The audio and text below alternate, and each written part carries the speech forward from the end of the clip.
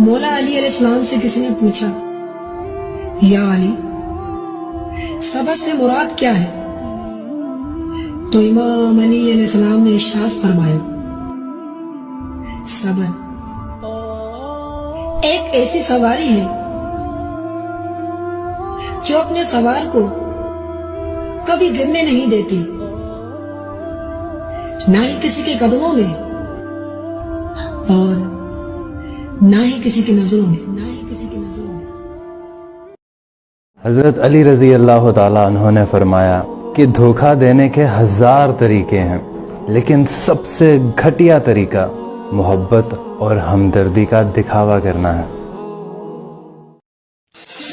امام علی علیہ السلام فرماتے ہیں کہ جو تمہاری خاموشی سے تمہاری تکلیف کا اندازہ نہ کر سکے، اس کے سامنے اظہار کرنا صرف لفظوں کو ضائع کرنا ہے۔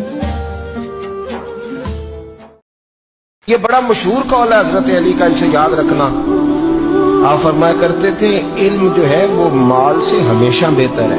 ایک شخص نے کہا حضور تھوڑی سی بات کھول دیں، تو آپ فرمانے لگے مال تو فرعون کی وراثت ہے اور علم نبیوں کی وراثت۔